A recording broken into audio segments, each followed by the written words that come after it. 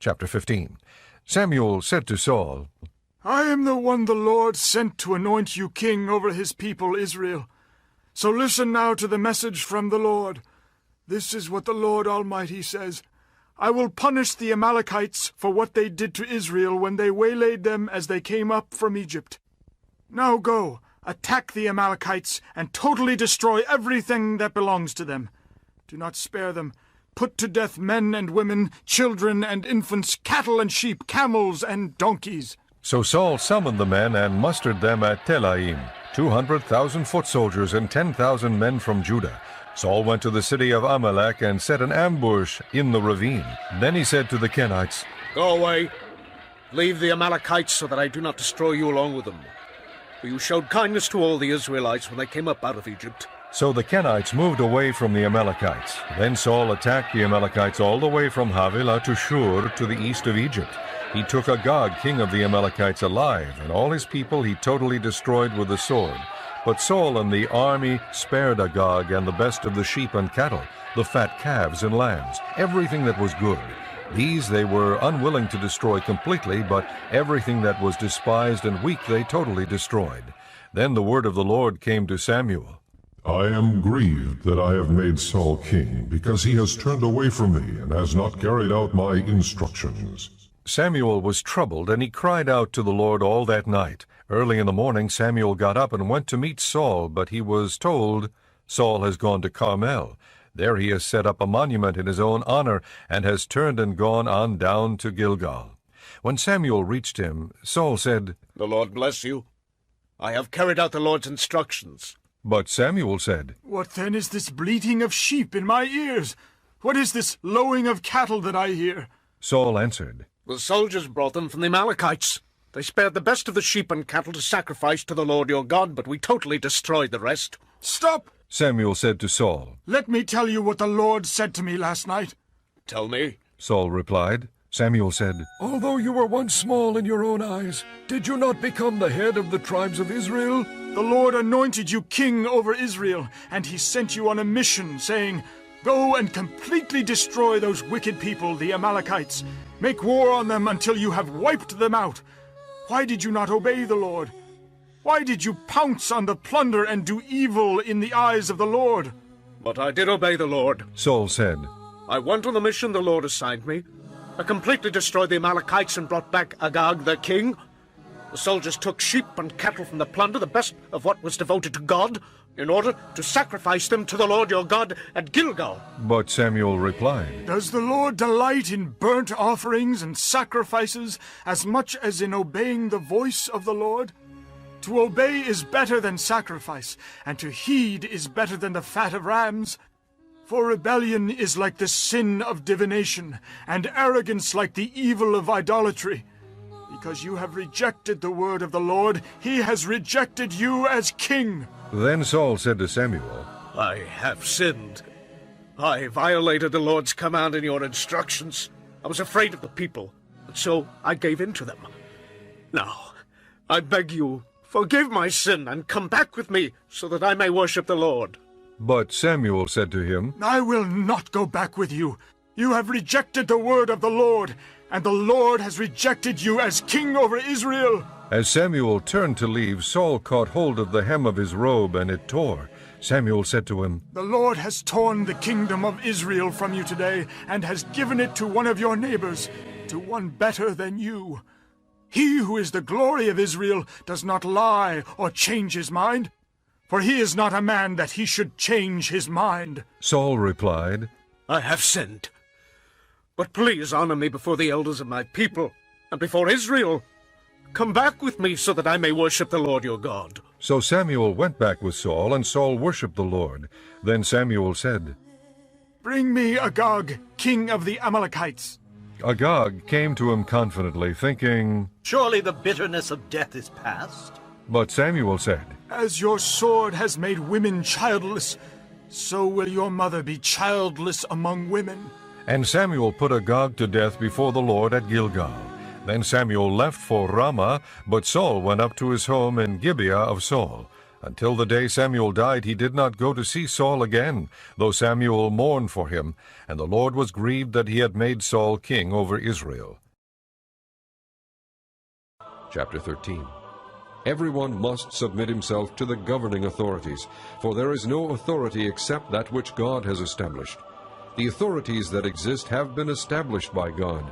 Consequently, he who rebels against the authority is rebelling against what God has instituted, and those who do so will bring judgment on themselves. For rulers hold no terror for those who do right, but for those who do wrong. Do you want to be free from fear of the one in authority? Then do what is right, and he will commend you, for he is God's servant to do you good. But if you do wrong, be afraid, for he does not bear the sword for nothing. He is God's servant, an agent of wrath to bring punishment on the wrongdoer. Therefore, it is necessary to submit to the authorities, not only because of possible punishment, but also because of conscience. This is also why you pay taxes, for the authorities are God's servants who give their full time to governing. Give everyone what you owe him. If you owe taxes, pay taxes. If revenue, then revenue. If respect, then respect. If honor, then honor. Let no debt remain outstanding except the continuing debt to love one another. For he who loves his fellow man has fulfilled the law. The commandments: do not commit adultery, do not murder, do not steal, do not covet, and whatever other commandment there may be are summed up in this one rule: love your neighbor as yourself. Love does no harm to its neighbor, therefore love is the fulfillment of the law. And do this, understanding the present time. The hour has come for you to wake up from your slumber, because our salvation is nearer now than when we first believed. The night is nearly over. The day is almost here. So let us put aside the deeds of darkness and put on the armor of light. Let us behave decently, as in the daytime, not in orgies and drunkenness, not in sexual immorality and debauchery, not in dissension and jealousy. Rather, clothe yourselves with the Lord Jesus Christ, and do not think about how to gratify the desires of the sinful nature. Chapter 52. Zedekiah was 21 years old when he became king, and he reigned in Jerusalem 11 years. His mother's name was Hamutal, daughter of Jeremiah. She was from Libnah. He did evil in the eyes of the Lord, just as Jehoiakim had done. It was because of the Lord's anger that all this happened to Jerusalem and Judah, and in the end he thrust them from his presence. Now Zedekiah rebelled against the king of Babylon. So in the 9th year of Zedekiah's reign, on the 10th day of the 10th month, Nebuchadnezzar, king of Babylon, marched against Jerusalem with his whole army. They camped outside the city and built siege works all around it. The city was kept under siege until the 11th year of King Zedekiah. By the 9th day of the 4th month, the famine in the city had become so severe that there was no food for the people to eat. Then the city wall was broken through, and the whole army fled. They left the city at night through the gate between the two walls near the king's garden, though the Babylonians were surrounding the city. They fled toward the Arabah.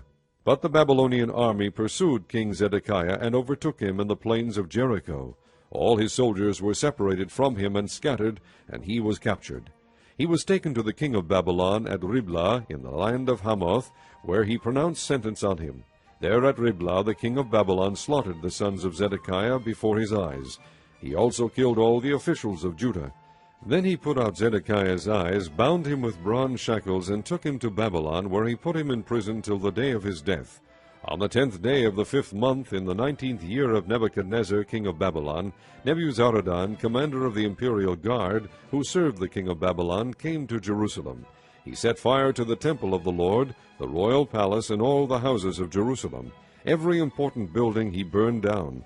The whole Babylonian army, under the commander of the imperial guard, broke down all the walls around Jerusalem.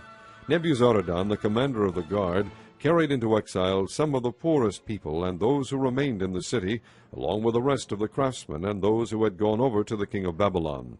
But Nebuzaradan left behind the rest of the poorest people of the land to work the vineyards and fields. The Babylonians broke up the bronze pillars, the movable stands, and the bronze sea that were at the temple of the Lord, and they carried all the bronze to Babylon. They also took away the pots, shovels, wick trimmers, sprinkling bowls, dishes, and all the bronze articles used in the temple service. The commander of the imperial guard took away the basins, censers, sprinkling bowls, pots, lampstands, dishes, and bowls used for drink offerings, all that were made of pure gold or silver. The bronze from the 2 pillars, the sea, and the 12 bronze bulls under it, and the movable stands which King Solomon had made for the temple of the Lord, was more than could be weighed. Each of the pillars was 18 cubits high, and 12 cubits in circumference. Each was 4 fingers thick and hollow.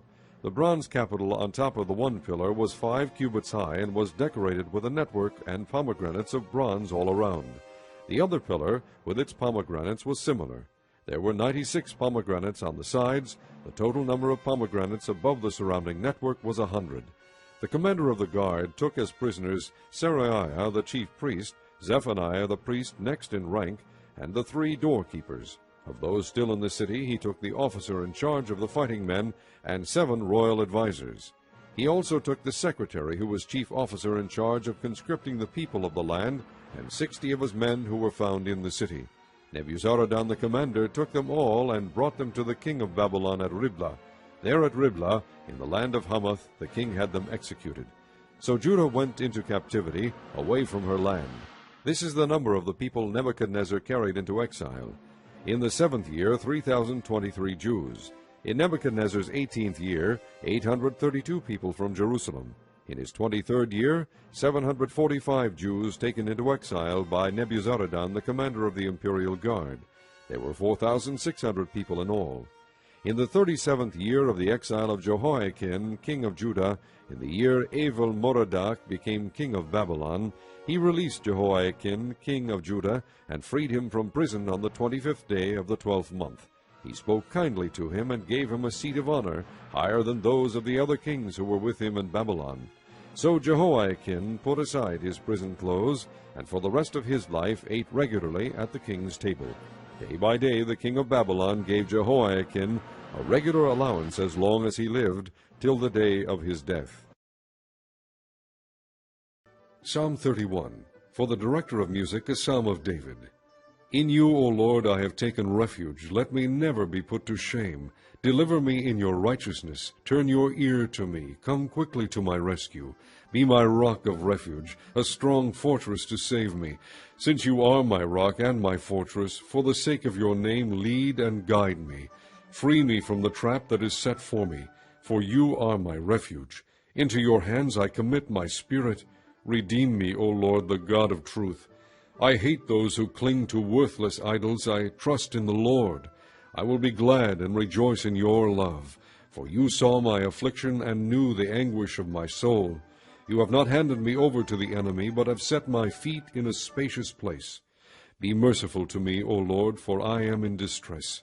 My eyes grow weak with sorrow, my soul and my body with grief. My life is consumed by anguish, and my years by groaning. My strength fails because of my affliction, and my bones grow weak. Because of all my enemies, I am the utter contempt of my neighbors. I am a dread to my friends. Those who see me on the street flee from me. I am forgotten by them as though I were dead. I have become like broken pottery, for I hear the slander of many. There is terror on every side. They conspire against me and plot to take my life. But I trust in you, O Lord. I say, you are my God. My times are in your hands. Deliver me from my enemies and from those who pursue me. Let your face shine on your servant. Save me in your unfailing love. Let me not be put to shame, O Lord, for I have cried out to you. But let the wicked be put to shame and lie silent in the grave. Let their lying lips be silenced, for with pride and contempt they speak arrogantly against the righteous. How great is your goodness, which you have stored up for those who fear you, which you bestow in the sight of men on those who take refuge in you. In the shelter of your presence you hide them from the intrigues of men. In your dwelling you keep them safe from accusing tongues. Praise be to the Lord, for he showed his wonderful love to me when I was in a besieged city. In my alarm I said, I am cut off from your sight. Yet you heard my cry for mercy when I called to you for help. Love the Lord, all his saints. The Lord preserves the faithful, but the proud he pays back in full. Be strong and take heart, all you who hope in the Lord.